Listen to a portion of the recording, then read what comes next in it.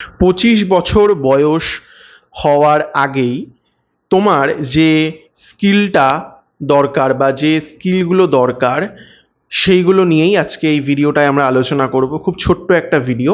আমি এমন 13টা জিনিস তোমাদেরকে বলবো যে 13টা জিনিস বা 13টা স্কিল কিন্তু তোমরা যদি 25 বছর হওয়ার আগেই নিজেদের মধ্যে করে নিতে পারো, তাহলে কিন্তু তোমরা এই যে ইঁদুর দৌড়ের যে বাজার বর্তমানে, এই ইঁদুর দৌড়ে কিন্তু অনেকটাই এগিয়ে থাকবে। তো ভিডিওটি মন দিয়ে দেখো এবং পারলে কমেন্ট করে জানাও যে এর মধ্যে কোন স্কিলগুলো তোমার জানা রয়েছে বা কোন স্কিলগুলো তুমি জানো না। তো চলো ভিডিওতে আমরা প্রবেশ করি। দেখো, প্রথমেই যেটা দরকার এই 13টা জিনিসের মধ্যে প্রথমেই দরকার একটি পাসপোর্ট। চেষ্টা করবে 25 বছর বয়সের মধ্যেই নিজের একটি পাসপোর্ট তৈরি করে নেওয়ার। দ্বিতীয়টি হচ্ছে ব্যাংকের একটি সেভিংস অ্যাকাউন্ট। 25 বছর বয়সের আগে কিন্তু একটি মানুষের ব্যাংক অ্যাকাউন্ট থাকাটা প্রচণ্ড প্রয়োজনীয় আজকের এই ডিজিটাল যুগে। কারণ ব্যাংক অ্যাকাউন্ট নেই মানে কিন্তু সেই মানুষটির আসলে কিছুই নেই। সে না তো কোনো অনলাইন ট্রানজ্যাকশান করতে পারবে, না তো বড় বড় কোনো জিনিসের টিকিট কাটতে পারবে, কোনো কোর্স কিনতে পারবে, কিংবা সরকার বা বিভিন্ন যে মানুষ যদি তোমাকে টাকা দিতে চায় হঠাৎ করে, তাহলে কিন্তু সেই টাকাও তুমি পাবে না তোমার যদি একটি ব্যাংক অ্যাকাউন্ট না থাকে। 3 নম্বর হচ্ছে power point skill. Power point skill কিন্তু বর্তমান দিনে খুব গুরুত্বপূর্ণ। 4 নম্বরে রয়েছে বেসিক এক্সেল।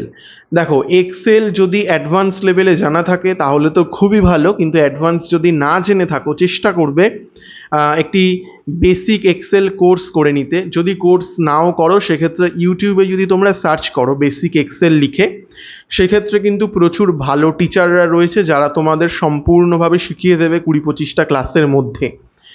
চেষ্টা করবে 25 বছর বয়স হওয়ার আগেই এই বেসিক এক্সেল, তারপরে পাওয়ার পয়েন্ট ইত্যাদি জিনিস শিখে রাখতে। এরপর রয়েছে একাডেমিক ডিগ্রি, যেটি খুবই গুরুত্বপূর্ণ। মানে তোমার পড়াশোনা, তার ডিগ্রিগুলো যেন ঠিকঠাক থাকে, তার যেন কাগজপত্র যেন এলোমেলো না থাকে, একদম সাজানো থাকে। এরপর অফিসিয়াল অথবা ফর্মাল লেটার লিখতে পারার দক্ষতা। মানে একটি চিঠি, সেটি অফিসিয়াল চিঠি হতে পারে কিংবা ফর্মাল চিঠি হতে পারে, সেটি লিখতে পারার দক্ষতা তোমার মধ্যে থাকতে হবে। এছাড়াও রয়েছে নিজের ভাষায় এবং ইংরেজি ভাষায় দক্ষতা অর্জন। তুমি যে ভাষায় কথা বলছো, আমি ধরে নিচ্ছি তুমি বাংলা ভাষার একজন মানুষ এবং বাংলা সাথে ইংরেজি ভাষা, এই দুটো ভাষায় কিন্তু প্রবল দক্ষতা অর্জন করতে হবে। এরপরেই আসছে নিজের ধর্মটিকে ভালোভাবে জানা এবং বোঝা। অর্থাৎ তুমি যে ধর্মের মানুষ সেই ধর্মটিকে ভালোভাবে জানো, ভালোভাবে বোঝো ইত্যাদি।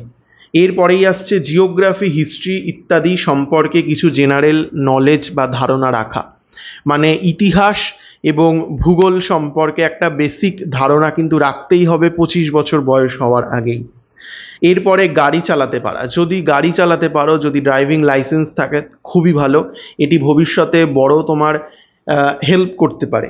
এছাড়াও সাইকেল চালাতে পারা, এটি একটি প্রচণ্ড গুরুত্বপূর্ণ স্কিল, সাইকেল চালাতে পারা। দেখো, অনেক সময় আমাদের সামনে গাড়ি থাকে না, আমাদের সামনে কিন্তু অনেক সময় বাইক থাকে না, কিন্তু একটি সাইকেল তুমি যদি চালাতে পারো অনেক সমস্যার কিন্তু সমাধান হয়ে যায়। তাই এটা ইনশিওর করো যে তোমরা 25 বছর বয়সের আগেই যেন সাইকেল চালানো শিখে নিতে পারো। এছাড়াও সাঁতার কাটতে পারা, যেটা খুবই জরুরি।